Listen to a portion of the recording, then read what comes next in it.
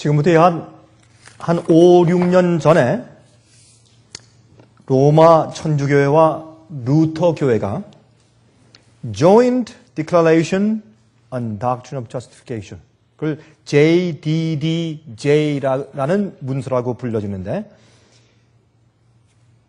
이 칭의의 교리에 대한 이 연합 선언문, Joint Declaration on Doctrine of Justification이라는 그런 문서를 발표했습니다. 이것은 세상에서는 큰 괄목할 만한 사건은 아니었지만 이 기독교 교계 내에서 굉장한 이슈로 사람들에게 받아들여졌습니다. 이 연합 공동 선언문에서는 우리의 구원은 by grace through faith alone, 은혜로 구원받는데 은혜를 통해서 믿음으로만 구원받는 것이다 라고 그렇게 적었어요. 근데 그 참 흥미있는 것은 말이죠, 만약에 이렇게 서로 로마 교회와 또 종교 개혁을 해서 개신교회가 되어서 나온 루터 교회가 이렇게 공동 선언문을, 다시 말해서 어떻게 우리가 구원받느냐, 어떻게 우리가 의롭게 되는가, 어떻게 하나님께서 우리를 의롭다고 칭하시는가 하는 이런 교리와 가르침에 대해서 공동 선언문을 써낼 수 있다면, 그런 말이죠, 무엇 때문에 애초에 종교 개혁을 했습니까? 그러면 마르틴 루터가 무언가 좀 정신이 좀 나갔든지 무슨 실수를 했든지 그렇게 엄청난 종교 개혁을 했을 이유가 없었지 않겠습니까? 참 이런 이상한 모순스럽고 참 이해할 수 없는 사건이 생긴 것이 사실입니다. 그리고 루터 교회뿐 아니라 다른 모든 여러 가지 많은 교단들이 비슷한 노선과 비슷한 의견들을 발표하면서 지금 지나가고 있는 것을 우리가 눈에 보는 것입니다. 자, 로마 천주교회가 변했든지 아니면 루터 교회가 종교 개혁한 그 일을 잊어버리고 다시 옛날로 돌아갔든지 둘 중에 하나가 되었기 때문에 이런 공동 선언문을 발표할 수 있었겠지 않겠습니까? 자, 그래서 우리가 먼저 잠깐 간단하게 살펴보도록 하겠습니다. 양쪽을 갖다가 이 양쪽의 칭의에 대한, 구원에 대한 설명에 대해서 잠깐 먼저 살펴보십시다. 여러분, 로마 천주교의 신학은 다음과 같습니다. 구원은 하나님의 은혜로만 얻는다. 이런 것을 로마 천주교가 믿는 것입니다. 아주 성경적이죠? 맞아요. 그런데 이 하나님의 은혜가 어떻게 각 개인들에게 전달되는가?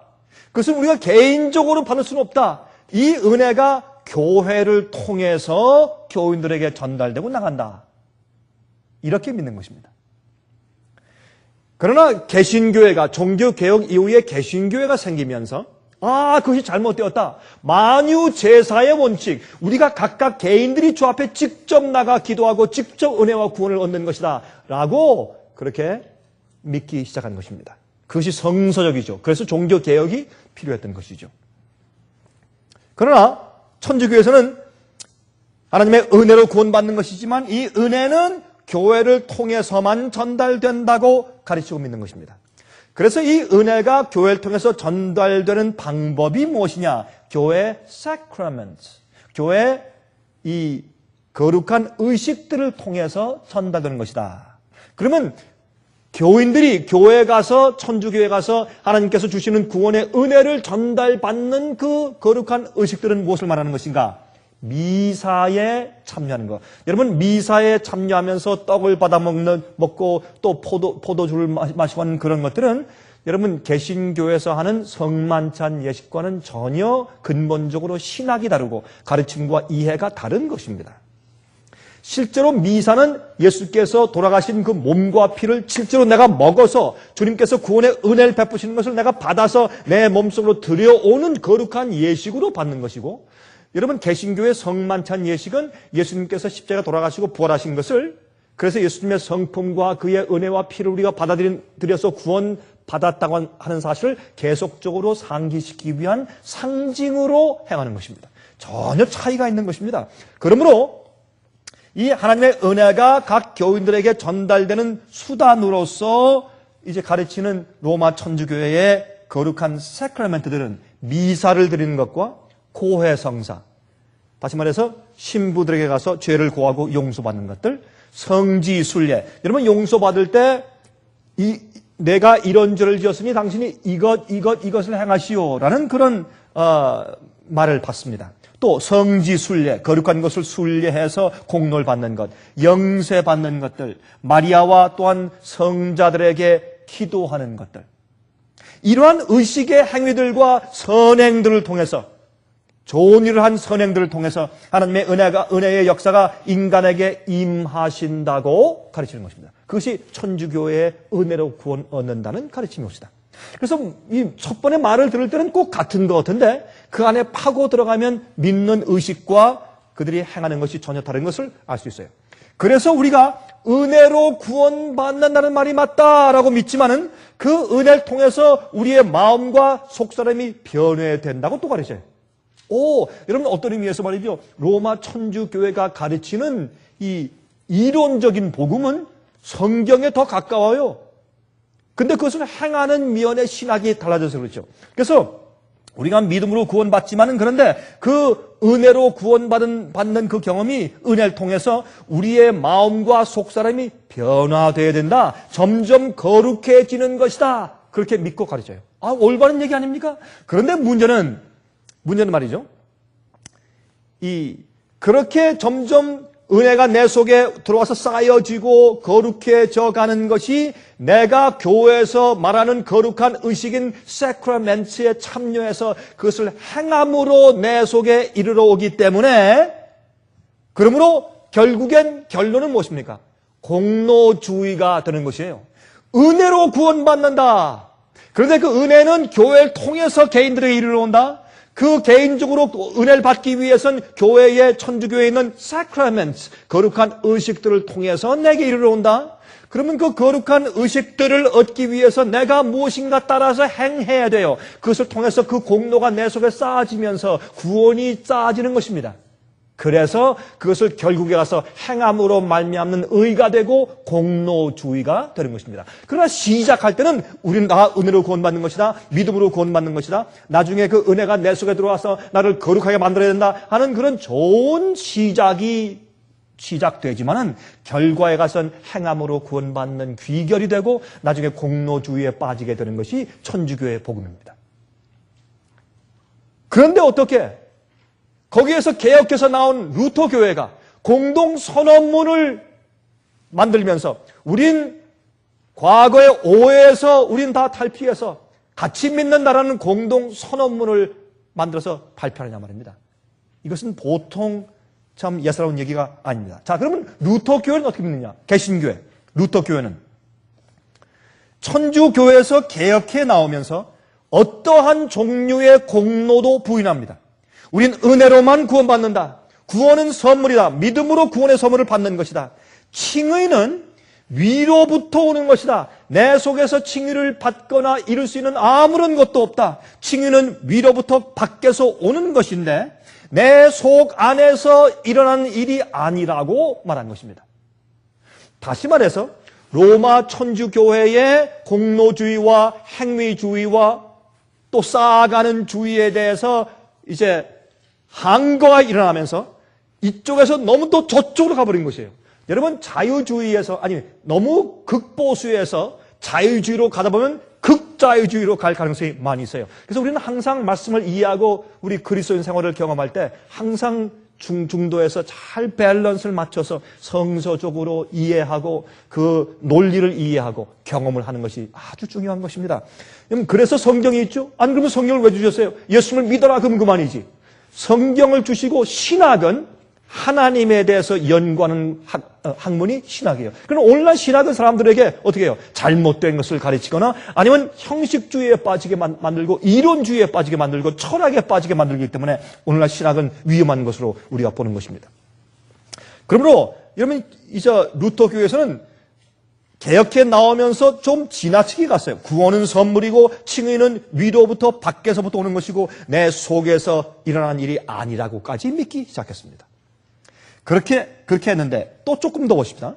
천주교회는 칭의와 구원은 위에서 오지만은, 밖에서 오지만 내 속 안에서 일어나야 된다라고 믿어요. 아, 좋은 얘기죠. 그래서 논리적으로만 보면 천주교의 구원론에 대한 가르침이 성경에 더 가까운 것처럼 들린다고 말입니다. 결론에 가서 공로주의와 형식주의에 빠지게 되기 때문에 그것이 문제죠. 그러나 천주교의 오류는 그 구원의 역사가 교회의 전통적인 행사들인 세크라멘트들을 통해서 일어난다고 믿고 있는 것이고, 그러나 그 의식들을 행함으로 공로를 받아서 점점 거룩함으로 나아간다고 믿는 것입니다. 그렇게 함으로 의를, 내 속에 거룩한 의를 계속 쌓아 나가게 되는 것이라고 결론 짓게 되는 것이죠. 그러나 개신교회는 말이죠, 우리 루터 교회를 중심으로 해서 개신교회는 천주교회의 행함을 거절하다가 내 속 안에서 일어나는 칭의의 경험에 대한 중요성까지 던져버리게 되었다고 말입니다. 여러분, 영어 이런 말이 있죠. Throw out a baby in a bathwater. 여러분, 그런 얘기 들어보셨습니까? 아기를 목욕을 시킨 다음에 물을 버리면서 그 목욕물 속에는 어린 아기까지 같이 버려요. 그것이 영어의 표현이에요. 참 우습지만 우린 그런 경험을 해요. 어떤 것은 저 잘못됐다라고 하면서 그 안에는 진리까지도 버려버려요. 여러분, 로마 천주교의 가르침 가운데 진리가 있어요. 그것까지도 반작용으로 다 버려버리면 안 되죠. 칭의는 밖에서 오고 위에서 오는 것이지만 그것이 내 속에 들어가서 나를 의롭게 만들어주는 경험을 줘야 합니다.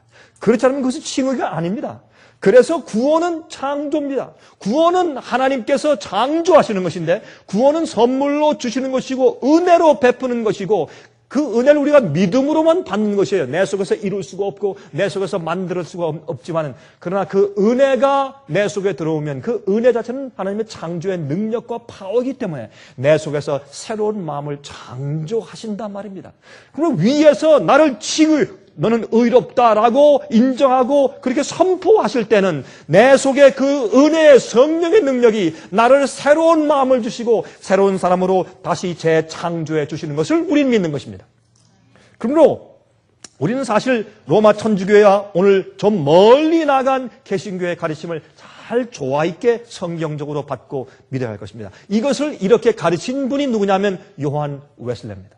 요한 웨슬레는 그래서 이 감리교회를 세웠던 분이죠. 오늘날 감리교회가 연합감리교회가 된 다음에 상당히 많이 그 가르침이 많이 뒤로 물러가서 지금은 보통 다른 개신교 교단과 별 차이가 없을 정도로 그저 믿음은 구원이다, 내 속에 일어나는 의의 경험에 대해서 별로 강조하지 않는 그런 형편을 우리가 보게 되는 것입니다. 제가 지금 교파를 제가 논하는 것은 아닙니다만, 그러나 우리가 이렇게 로마 천주교회와 개신교회의 복음관과 구원관에 대해서 이렇게 단순하게 이해하고 지나가는 것이 좋아서 제가 말씀드린 것입니다. 자, 이제 우리 성경을 좀 보십시다.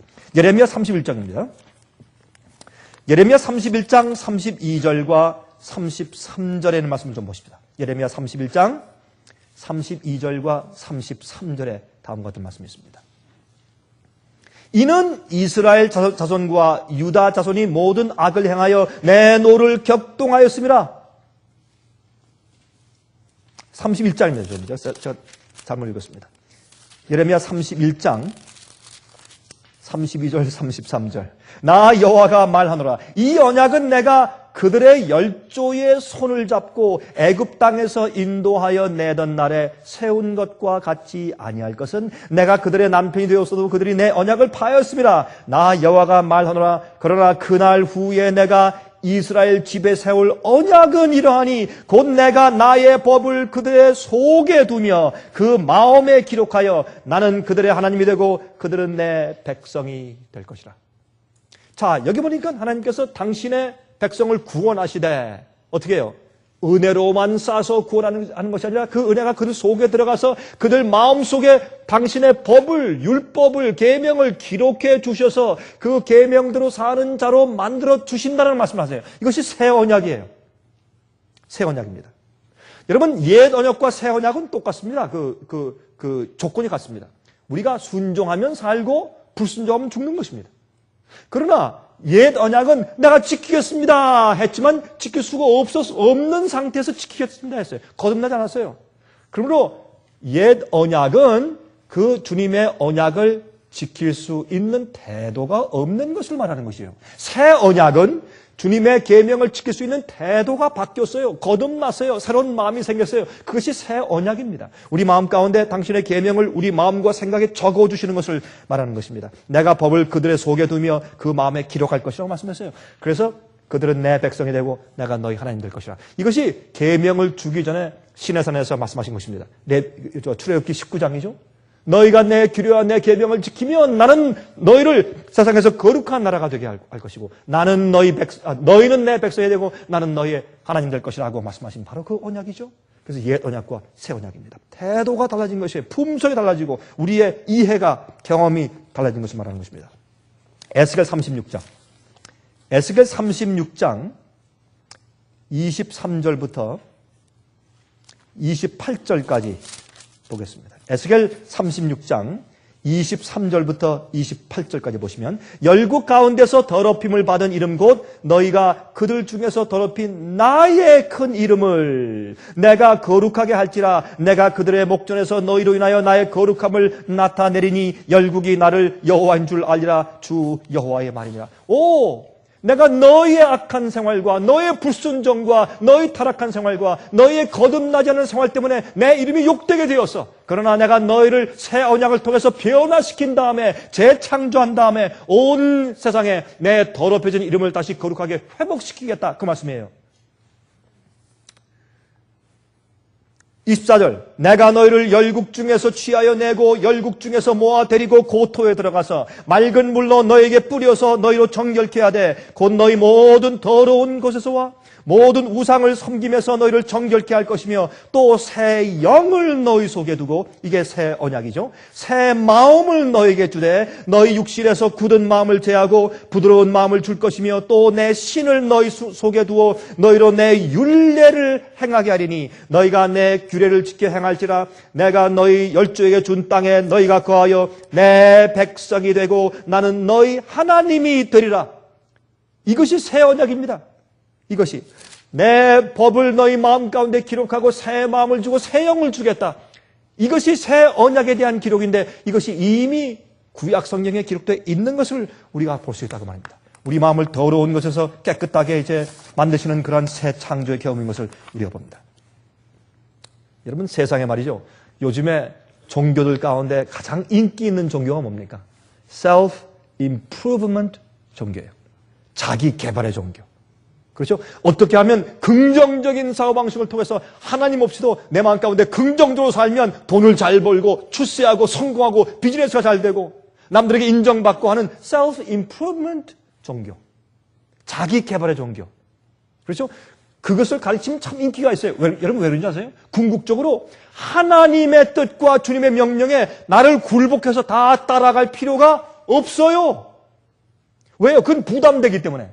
주께서 말씀하신 대로 살아라 하면 부담돼요. 죄를 지적하면 부담이 돼요. 그 죄를 말하지 말아야 돼요. 그래서 어떻게 해요? 긍정적인 사고방식. Feel good religion. 기분 좋게 하는. 죄를 지적하지 않는. 회개를 촉구하지 않는. 성경대로 살라고 말하지 않는. 계명대로 살라고 말할 필요가 없는. 그렇죠? 주님을 믿으면 번성하고 축복받고 어려움도 이길 수 있고 고난 가운데서도 승리하는 것보다는 고난 가운데서도 어떻게 해요? 그것을 오히려 더 어떻게 해요? 이길 수 있는 타겟책을 발견하고 긍정적인 사고방식 때문에 미국에 있는 큰 대형 교회들이 다 그것을 가르치기 때문에 인기가 있어요. 미국에 있는 텍사스에 있는 오스틴에 있는 제일 큰 교회는 레이크우드 교회에서 바로 그것 때문에 3만 명 이상의 교인이 생겼어요. 큰 농구 경기장을 사가지고 엄청나게 크게 교회 꾸며놓고 굉장합니다. 왜 그렇습니까? self-improvement 종교예요. 자기 개발의 종교는 인기가 있는 것입니다. 자기 노력과 수련들을 통해서 점점 더 나아져간다는 것입니다. 여러분 그건 뭔지 아십니까? 진화론이에요. 여러분 진화론과 창조론의 차이가 뭡니까? 진화론은 무슨 차이가 있어요? 진화론의 뜻은 어떤 물체가 더 나은 방향으로 점점 개발하고 진화돼 나간단 말이죠. 근데 진화하는 파워가 어디 있어요? 하나님께 없어요. 진화하는 파워는 진화하는 물체 속에 있어요. 그것이 진화론이에요. 그러므로 여러분, 셀프 임프루먼트 종교는 뭐냐 하면 내가 점점 나아지는 파워가 어디 있어요? 내 속에 있어요. 하나님의 이름을 얘기하고 예수의 이름을 팔지만 사실 주님의 뜻대로 하는 것은 너희가 나를 따라오려든 너희 자신을 부인하고 너희 십자가를 지고 내게 와서 매일 나를 쫓으라고 명령하세요. 그러나 주님을 따르는 데는 굴복과 자기 부인이 있어야 돼요. 내가 원하는 대로가 아니에요. 나의 성공이 아니라 주님의 영광과 주님의 명예를 위해 사는 것이에요. 내가 잘되고 내가 개발되기 위해 사는 것이 아니라 하나님의 뜻과 주님의 영광을 위해 사는 것이요. 그것이 기독교예요. 그것이 성경의 가르침과 부르심입니다. 그러나 이렇게 셀프 임프루먼트 종교에는 그게 필요 없어요. 그래서 이 진화론에는 진화하는 물체 속에 점점 변하고 나아지는 파워가 그 속에 있다는 것입니다. 그러므로 무엇을 말해요? 우리들 속에 있는, 내 속에 있는 나의 잠재 능력을 개발시키고 내 속에 있는 잠재 파워를 깨워라. 그것이 자기 개발의 종교예요. 이것 때문에 얼마나 많은 가르침들이 성경적이 아닌 심리학적이고 철학적인 가르침들이 교회에서 많이 가르쳐지고 있는지 모릅니다. 여러분, 화면을 통해서 보시는 분들은 제 말이 정말 성경적인가 아닌가 살펴보시기 바랍니다.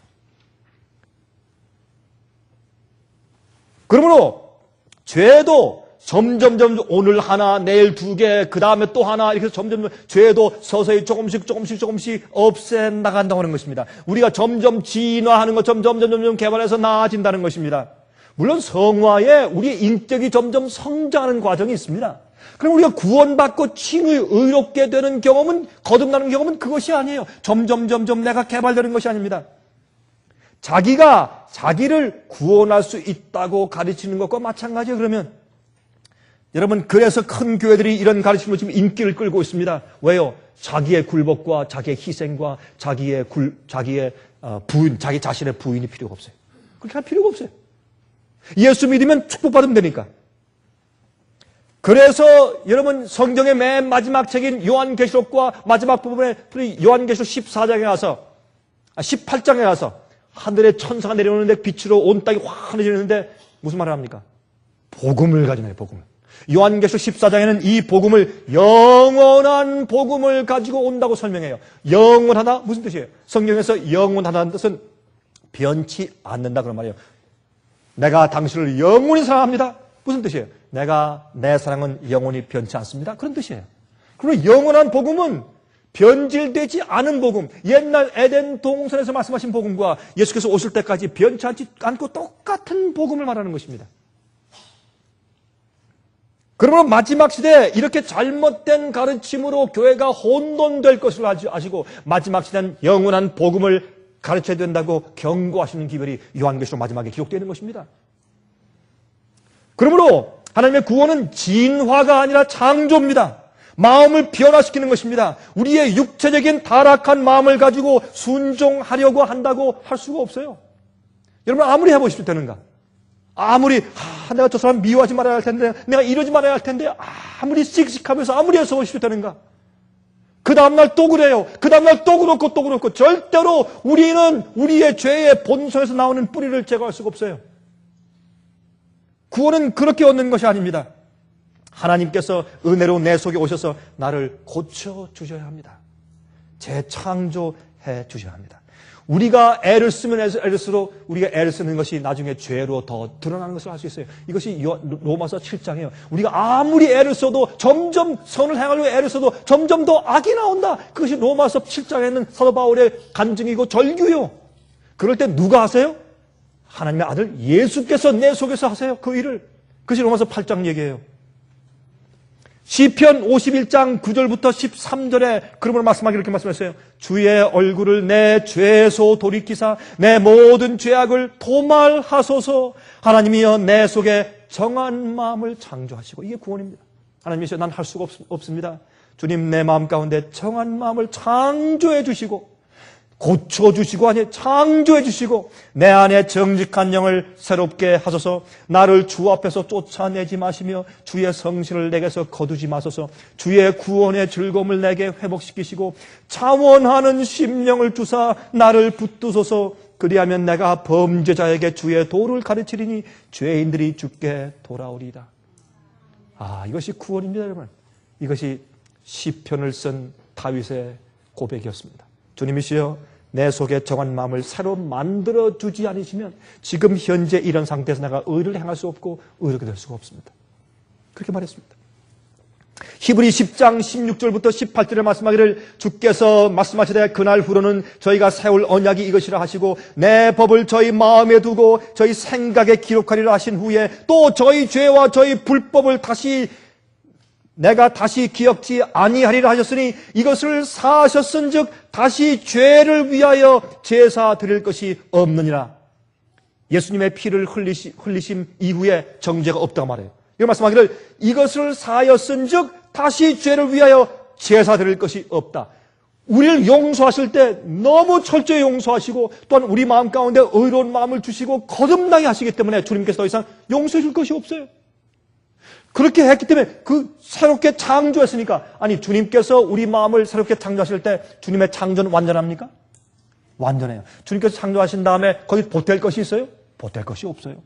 그러므로 주님께서 우리를 용서하시고 의롭게 하시고 새로운 마음을 주시고 주님의 법을 우리 마음 가운데 기록하신 다음에 더 이상 어떤 상태에 들어가요? 더 이상 용서해 줄 게 없어요. 더 이상 죄를 기억잖아요. 용서해 줄 죄가 없기 때문에 그것이 의롭게 되는 경험이요. 그것이. 우리 마음 가운데서 guilt, 죄책감을 없애세요. 어떻게 해요? 마음속에 하나님의 법을 기록하시고 속마음을 변화시켰기 때문에 나의 마음이 주님의 율법의 정신과 일치해요.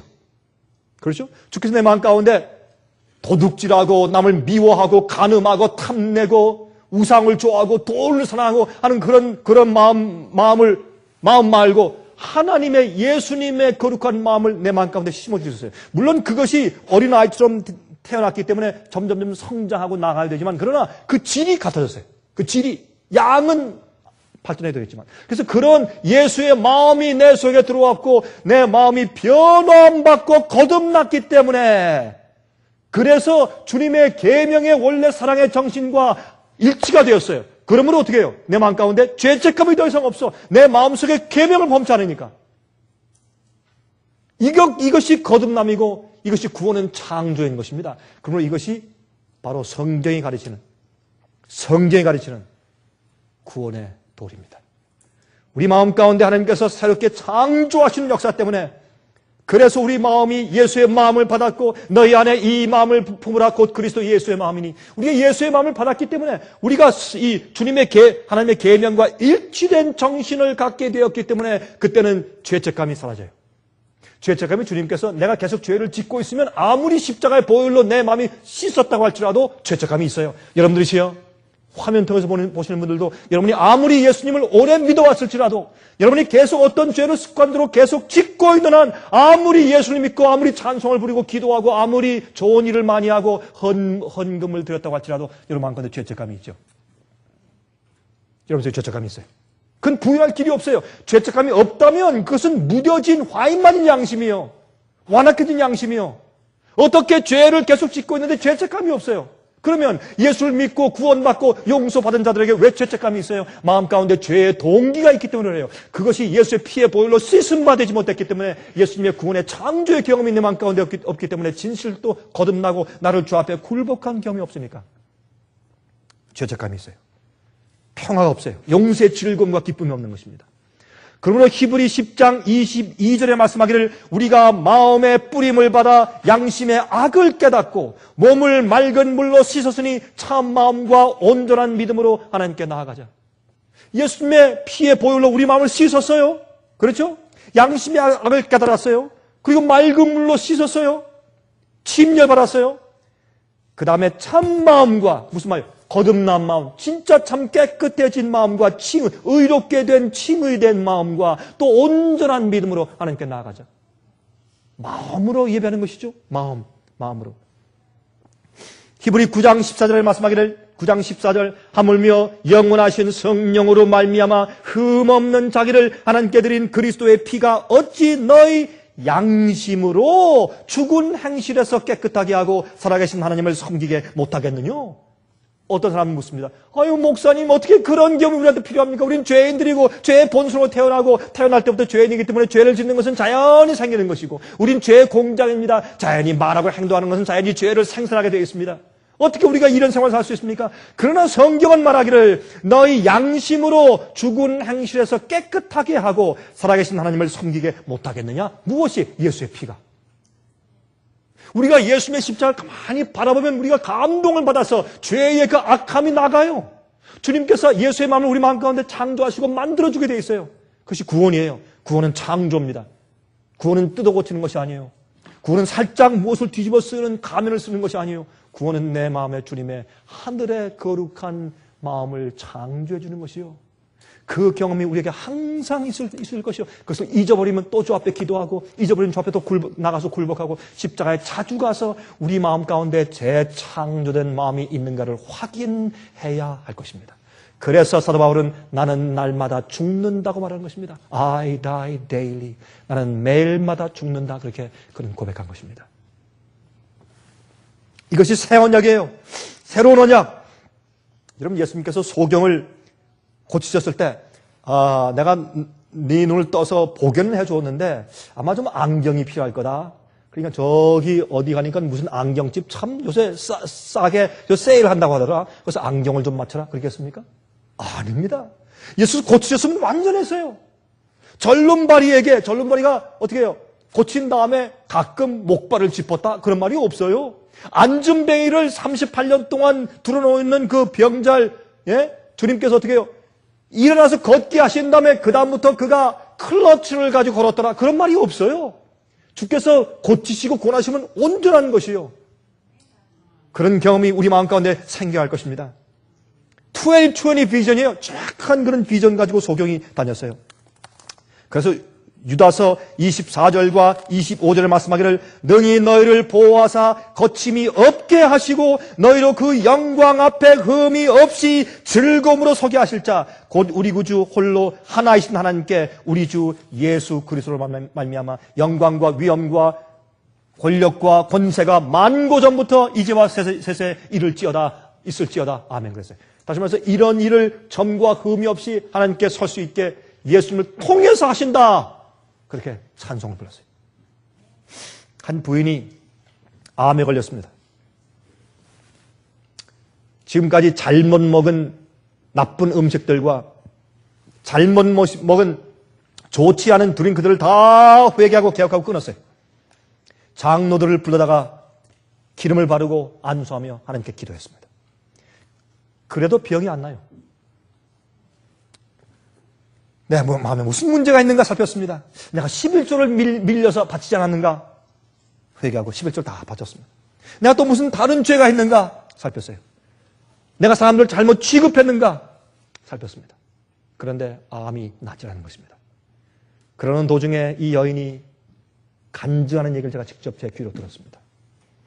제가 그렇게 내 마음을 살피는 동안에 내가 한 가지 문제가 있는 것을 발견했는데 내가 지난 20년 동안 내 어머니를 용서하지 못하고 그렇게 미워해온 내 자신을 발견했습니다. 그리고 20년 이후에 참 떨리는 목소리로 이 딸이 어머니에게 전화해서 어머니, 내가 지난 20년 동안 어머니의 그러한 행동들 내가 용서하지 못하고 미워해왔습니다. 어머니, 내가 이제 어머니를 용서합니다. 어머님도 저를 용서해 주십시오. 라고 눈물을 흘린 다음에 그다음부터 내 암이 나았습니다. 그런 간절한 한 환자의 얘기를 제가 들은 적이 있습니다. 우리 마음속에 하나님께서 새로운 마음을 창조하시면 죄의 암이 낫는 것입니다. 육신의 병뿐만 아니라 죄의 암이 우리 속에서 낫는 것을 우리가 경험하는 것입니다. 다른 사람들을 원망하고 불편한 마음이 생길 때 마음을 하나님께 바쳐야 돼요. 안 하려고 아무리 애를 쓰고 씩씩거리고 또한 애를 쓰고 여러분 얼굴이 찡그러지는데 미소를 지으려고 애를 써보면 얼굴만 아프지? 해보셔야 되는가? 그럴 때 우리 마음을 주 앞에 바쳐요. 주님, 나 안 되면, 난 이런 사람입니다. 안 되면 주여 날 불쌍히 여기달라고 굴복하고 바치세요. 주님께서 하도록 해주셔야 돼요. 마음속에 문제가 그러면 주님께서 해결해 주세요. 이것이 구원이요. 구원은 창조예요. 주님께서 내 속에서 그걸 해주셔야 돼요. 칭의는 의롭다고 칭해 주시는 것은 우리의 마음을 변화시켜서 죄의 세력에서부터 구원해 내시는 하나님의 창조의 역사를 가르치자 하는 말입니다. 주님께서 우리를 의롭다고 칭해 주시는 것은 우리 마음을 의롭다고 만들어 주시는 경험이기 때문에 그러합니다. 그래서 디도서 3장 4절부터 7절까지 보면 이런 말씀이 있어요. 우리 구주 하나님의 자비와 사랑하심을 사람 사랑하심을 나타내실 때 우리를 구원하시되 우리의 행한 바 의로운 행위로 말미암지 아니하고 오직 그의 긍휼하심을 쫓아 중생의 씻음과 우리가 다른 사람으로 다시 태어나는 그게 뭐예요? 창조 아니? 재창조? 우리를 재창조하시는 중생의 씻음과 두 번째 성령의 새롭게 하심을 하셨나니 성령으로 우리를 매일매일 새롭게 하시고 매일매일 성화하고 발전하게 하시는 그 경험으로 어떻게 하신다고요? 우리를 구원하신다고요. 성령을 우리 구주 예수 그리스도로 말미암아 우리에게 풍성히 부어주사 우리로 저의 은혜를 힘입어 의롭다 하심을 얻어 영생의 소망을 따라 후사가 되게 하려 하심이라. 얼마나 간단해요? 왜 이것을 보고 신학자들이나 어떤 사람들이 설교할 때 잘못 설교해요? 왜 이상하게 다르게 가르쳐요? 여기 말씀하기를 우리를 의롭다고 하실 때 어떤 경험을 통해서 하신다고요? 주님의 긍휼하심을 따라서 중생의 씻음과 우리가 다시 리버스 아니에요? 리제너레이션 아니에요? 예? 다시 태어나는 중생 아니에요? 중생은 다시 거듭나는 거 아니에요? 죽었다가 다시 부활하는 거 아니에요? 그 경험, 새롭게 하시는 창조의 경험과 성령의 새롭게 해주시는 경험, 매일매일 새롭게 해주시는 그 경험을 통해서 우리를 의롭게 하셨다 그랬어요. 그게 의롭게 되는 구원이고 그것이 우리의 창조의 경험이요. 그것이 칭의의 경험이요. 여러분 자연의 법칙과 창조의 법칙을 생각해 봅시다. 자연의 법칙과 창조의 법칙. 씨 속에 무엇이 있어요? 그 속에 그 식물과 꽃의 성격이 다 들어있어요. 여러분 장미꽃을 심으면요 장미가 나요. 장미가 나요. 국화꽃이 안 나요. 그 성격이 씨 속에 있어요. DNA 속에. 그렇잖아요? 그래서 말이죠 우리가 창조의 법칙을 알게 되는데 하나님의 뜻대로 그냥 놓아두면 하나님의 계획이 그 안에서 저절로 이루어져요. 우리가 주 앞에 굴복하고 성경 말씀을 주의 말씀을 약속으로 믿고 받아들인 다음에 주 앞에 굴복하면 주님의 말씀의 씨가 내 속에 뿌려지면 그 씨의 성격 DNA대로 내 속에서 자라요. 내가 거절하거나 내가 부인하거나 내가 완악하거나 내가 반대하지 않고 주 앞에 부복해 있으면 씨 뿌려진 주의 말씀을 받으면 그 씨가 내 속에서 주님의 성격을 키워요. 그게 자연스러운 것이에요. 그것은. 제가 해바라기 씨를 심어보니까 거기서 해바라기가 나는데 기가 막혀요. 도시 살다가 시골로 이사 와서 제일 처음에 제가 해바라기를 좀 심어봤어요. 기가 막혀요. 그 조그만 씨에서 큰 해바라기가 나는데 그 속에 수백 개의 씨가 다 촘촘히 들어있고 기가 막혀요. 왜요? 그 씨 속에 해바라기가 들어있기 때문에. 여러분이 주의 말씀, 이 성경 말씀은 생명이고 에너지예요. 이 말씀을 받아 먹어서 내 속에 들여서 믿으면 그 말씀대로 내 속에서 뭔가 성장시키고 자라게 해요. 그렇죠?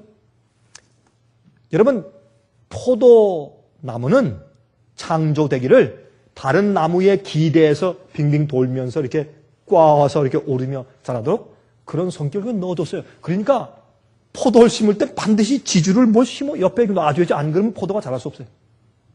그렇게 되어 있어요. 그 씨는. 가지는 까맣게 되면서 약간 구부러지게 이렇게 만들어져 있어요. 그게 원래 창조의 뜻이기 때문에 그대로 돼요. 오이 파래요. 그리고 그 맛은요 맹맹해. 그거는 달지도 않고 쓰지도 않고 시지도 않고 맹맹해요. 그렇게 만들어졌어요. 오이, 고추는 작은데 매워요. 그렇게 만들어졌으니까. 이게 창조요. 앵두는 둥글고 빨갛고 달콤해요. 그렇게 만들어졌으니까. 그게 창조의 법칙이에요. 그렇죠? 또 파파야. 그거 먹으면 부드럽고 참 달콤하고 맛있는데 냄새는요 퀴퀴해요. 그렇죠? 그렇게 만들어졌으니까. 그게 창조의 법칙이에요. 주의 말씀을 받아 먹고 내 속에 채우면 그 말씀 주님의 성격이 내 속에서 자라게 돼 있어요. 그렇죠? 파파야. 여러분 잘 아시죠? 파파야. 냄새가 고약해요. 맛은 기가 막혀요. 왜요? 그렇게 만들어졌으니까. 이게 창조요. 우리가 주께서 이미 만들어 놓으신 디자인해 오신 그 씨를 진리의 성령 말씀을 내 속에 받아들이면 그것이 그 속에서 싹을 틔우고 자라서 하나님의 예수의 마음을 키우는 것입니다. 하나님의 씨가 내 속에 떨어지면 구원은 창조입니다. 구원은 우리가 뜯어 맞추는 것도 아닙니다. 구원은 내 속에 없는 것을 있다 까꿍 하는 것이 아니에요. 눈 감고 아웅 하는 것이 아니에요. 냄새나는 옷에 그저 흰 옷만 걸치는 것이 아니에요. 속부터 주님께서 새로운 사람을 재창조 주시는 것이 구원이라고 성경은 그렇게 말씀하고 있습니다. 선포하고 있습니다. 여러분 참 재밌죠? 만약에 태양에서부터 말이죠. 어떤 물체가 우리한테 정말 똑딱할 때 지구를 7바퀴 반 도는 속도로 확 달려와서 우리 몸을 때린다면 우리 몸은 가루가 돼서 죽어버릴 거예요. 그렇죠? 막 빨리 달려가면 굉장히 그 가속화된 힘이지 않습니까? 그런데 햇빛은 말이에요. 그렇게 먼 곳을 그렇게 빨리 달려오고 나서 우리 몸에 와서 닿아도 우리 몸에 해가 없어요. 따뜻해져요. 네? 이게 하나님의 능력이에요. 주님의 크신 능력과 말씀의 파워가 우리 죄인이 견딜 수 없지만은 은혜로 쌓아서 오기 때문에 햇빛처럼 와요. 와서 우리 몸을 따뜻하게 해주고 우리 몸에 좋은 양분을 주는 것입니다. 햇빛처럼. 그게 빛이에요. 나는 빛이라. 그렇게 말씀하셨습니다. 데살로니가 후서 2장 13절과 14절 말씀하기를 주의 사랑하시는 자들아 주의 사랑하시는 형제들아 우리가 항상 너희를 위하여 마땅히 하나님께 감사할 것은 하나님이 처음부터 너희를 택하사 성령의 거룩하게 하심과 진리를 믿음으로 구원을 얻게 하심이니 이를 위하여 우리 복음으로 너희를 부르사 우리 주 예수 그리스도의 영광을 얻게 하려 하심이라 하겠습니다. 성령의 거룩하게 하심과 진리를 믿음으로 구원을 얻게 하셨어요. 마음대로 구원받는 게 아니에요. 진리를 믿음으로 성경 말씀을 믿음으로 구원받게 하셨어요. 아무렇게나 믿는 거 아니에요. 누가 아무나 가르친다고 하는 것이 아니에요. 성경 말씀대로 진리를 믿음으로 또 성령의 거룩하게 함을 받음으로 구원받는 말씀이었어요. 그럼 제가 하나 좀 글을 좀 읽어드리겠습니다. 이 글은 영어로 Steps to Christ, 예수님께 나가는 계단, 그런 의미겠죠. 근데 이 책 58페이지에 이 구원의 경험에 대해서 아주 요약해서 참 잘 쓴 글이 있어요. 한번 들어보시죠. 이런 말씀이 있어요. 우리가 허물과 죄가 많은 자로서 그리스도께로 나아가서 그의 사유하는 은혜를 입는 때에는 사랑이 우리 마음속에서 솟아오른다. 이건 창조죠. 사랑이 없는 마음속에서 사랑이 생겨요. 그리고 모든 짐이 가벼워지나니 대개 그리스도께서 메어주시는 멍에는 쉬운 연고이다.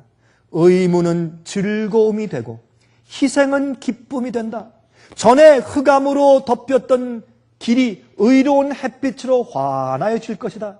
그리스도의 품성의 아름다운 점들이 그를 따르는 자들에게서 나타나게 될 것이다. 하나님의 뜻을 행하는 것은 그리스도의 즐거워하시는 바였다. 하나님께 대한 사랑과 그의 영광을 드러내려는 열성은 우리 구주의 생애의 주동력이 되었다. 사랑은 그의 모든 행동을 아름답게 하고 고상하게 만들었다. 사랑은 하나님께로부터 나오는 것이다. 하나님께 마음을 바치지 아니한 자는 사랑을 장작할 수도 없고 만들어낼 수도 없다. 우리 예수께 회개하고 주 앞에 바쳐서 굴복하면 바로 은혜로 그 사랑이 우리 마음 가운데 부어진 바 돼요. 사랑은 오직 예수께서 다스리시는 마음에서만 찾을 수가 있는 것이다. 사랑은 품성을 변화시키고 감정을 지배하고 정욕을 제어하고 증오심을 사라지게 하고 성정을 고결케 한다. 이 사랑은 사람의 마음 속에 품으면 그것이 생애를 유쾌하게 하고 주위에 있는 모든 사람에게 정확해 하는 감화를 끼치는 것이다. 하나님의 자녀들, 특히 새로 하나님의 은혜를 의지하기 시작한 자들이 각별히 삼가야 할 두 가지 과오가 있다. 그 하나는 이미 말한 바와 같이 자기 자신을 하나님과 더불어 융화시키기 위하여 자신의 행실과 자신의 힘을 의지하는 것이다. 율법을 지키는 일은 자신의 힘으로 행함으로써 거룩하여 지려고 하는 자는 전혀 불가능한 일을 하려고 하는 것이다. 그리스도를 떠나서 행하는 모든 일은 사역과 죄로 더러워진다. 믿음으로 말미암아 받는 그리스도의 은혜만이 오직 우리를 성결케 할 수가 있는 것이다. 구원은 무엇입니까? 창조입니다. 구원은 하나님의 은혜가 내 속에서 무엇을 만들어내는 것을 말하는 것입니다. 그래서 우리가 의롭게 되는 것입니다. 우리가 이런 마음이 없으면 매일매일 예수님의 십자가로 나갑시다. 나도 모르게 세상에 더럽혀지고 나도 모르게 세상에 타협된 마음을 가지고 주 앞에 나갑시다. 내 마음 가운데 아직도 죄책감이 생기면 주 앞에 나갑시다. 주님께서 이런 마음을 창조해달라고 하십시다. 이것은 나의 전적인 굴복과 헌신이 필요한 일입니다. 여러분, 우리 찬송가를 부르는 가운데서 이 찬송가가 있죠. 하늘 가는 밝은 길이 내 앞에 있으니, 하늘 가는 밝은 길이, 그렇죠? 내 앞에 있으니, 슬픈 일을 많이 보고 늘 고생하여도 하늘 영광 밝음이 어두운 그늘 해치니 예수 공로 의지하여 항상 빛을 보도다. 우린 공로 없지만 예수 공로 의지하여 항상 빛으로 나갈 수 있습니다. 내가 걱정하는 일이 세상에 많은 중 속의 근심, 밖의 걱정 늘 시험하여도 예수 보배로운 피 모든 것을 이기니 예수 공로 의지하여 항상 이기리로다. 전 이 찬송을 참 좋아합니다. 이 찬송은 스코틀랜드의 미녀 애니 로리의 가사를 붙인 것인데, 이 가사를 붙인 목사님은 1892년도에 이 가사를 지었는데 윌리엄 스월런 목사님입니다. 윌리엄 스월런 목사님. 이 목사님은 한국에 와서 말이죠, 총 합쳐서 48년간 일하던 선교사였습니다. 한국에서. 그는 일본과 미국 간의 전쟁이 터지자 한국에서 추방당했던 목사입니다. 그는 초대 한국 기독교인들의 터전을 놓고 또 사람들이 가난과 일제 핍박 속에서 고난받으면서 담대하게 신앙을 잘 지키는 그들 지켜보고 감동하여서 지은 찬송이 바로 이 찬송입니다. 옛날 신앙대로 말씀으로 살던 우리 한국교회 초대 우리 교인들은 그렇지 않았습니다. 지금처럼 타협되고 자기 개발적인 그런 복음, 타협된 복음 믿지 않았습니다. 신실했습니다. 그들을 보고 감동한 한 선교사 목사님 윌리엄 스월런 목사가 지은 찬송이 하늘 가는 밝은 길이 내 앞에 있으니 슬픈 일을 많이 보고 늘 고생하여도 하늘 영광 밝음이 어두운 그늘 해치니 예수 공로 의지하여 항상 빛을 본다는 감동적인 찬송을 지었어요. 주님이 속히 오시는 참으로 위기적인 그런 시대에 살면서 성경 말씀 진리대로 믿고 성령의 거룩해 하시는 경험을 매일 경험하시길 간절히 기도합니다. 하늘에 계신 우리 아버지, 우리 앞에 하늘을 갈 수 있는 밝은 길을 크게 열어주셨음을 인해서 감사합니다. 주여, 다시 간구하오니 살아계신 성령님의 역사와 예수 그리스도의 보혈의 피로 저희를 정결케 하시고 우리의 죄의 속성을 승리케 해주셔서 의로운 사람 만들어주시길 간절히 기도합니다. 주님의 계명을 우리 마음과 깊은 심부에 새겨주심으로 주님의 뜻과 우리의 뜻이 일치되게 해주시고 연약한 무릎을 굳게 세워서 하늘로 향할 때 쓰러지지 않게 도와주시옵소서. 아버지, 저희가 정말 주의 손 붙잡고 매일매일 신실히 따라갈 마음이 있습니다. 저희를 도와주시옵소서. 예수 그리스도의 거룩하신 이름을 의지해서 간절하게 기도합니다. 아멘. 은혜 많이 받으셨습니까? 지금까지 들으신 이 생애의 빛 예배 설교는 간절한 마음으로 진리를 찾는 분들과 정직한 양심으로 말씀을 받아들이고 언제나 진실이 무엇인지를 생각하는 그리스도인들을 위한 말씀입니다. 주변 가족들이나 친지들 중에 말씀을 사모하고 순결한 신앙을 갖기 소원하는 분들이 계시면 생애의 빛 예배 설교 테이프를 소개해 주시기 바랍니다. 매주 원하시는 분들의 가정으로 직접 배달되는 생애의 빛 예배 설교는 개인의 신앙 부흥이나 소규모 그룹 예배를 위하여 비디오와 오디오 테이프, DVD, CD로 제작되었습니다. 생애의 빛 예배 설교 테이프를 원하시는 분들은 1-877-704-1004번으로 전화하여 주시기 바랍니다. 생애의 빛은 각종 미디어, 즉 출판물, 텔레비전, 비디오, 오디오 카세트 테이프, DVD, CD, 그리고 웹사이트를 통하여 복음을 전하는 미디어 선교 기관입니다. 생애의 빛에서 이루어지는 선교 사업을 크게 5가지로 나누어 소개하면 다음과 같습니다. 첫째로 생애의 빛은 가정과 건강과 참된 신앙을 소개하는 월간지 살아남는 이들을 매달 발간하고 있습니다. 가정과 건강 문제뿐만 아니라 참된 신앙과 성경에 나타나 있는 중요한 진리들에 대하여 매달 깊이 있게 다루는 최고의 신앙지입니다. 둘째로 생애의 빛은 미국의 주요 도시에서 텔레비전 선교 방송을 하고 있습니다. 많은 분들은 생애의 빛 선교 방송을 통하여 복음을 발견하고 새로운 생애를 살아가고 있습니다. 셋째로 생애의 빛에서는 우편 통신을 통하여 평신도들의 성경 연구를 도와드리는 성경통신학교를 운영하고 있습니다. 성경에 나타나 있는 중요한 문제들에 대하여 체계 있게 공부하기를 원하시는 분들은 성경 연구 단기 코스와 계시록을 통한 성경 교리 연구, 또한 요한계시록 연구 과목을 신청하시기 바랍니다. 교재 및 모든 비용이 무료인 생애의 빛 성경 연구 과정을 통하여 복음과 예언 문제를 가장 쉽고 체계 있게 공부하시기 바랍니다. 넷째로 생애의 빛은 예언 연구를 위하여 특별하게 제작된 비디오 시리즈를 나누어 드리고 있습니다.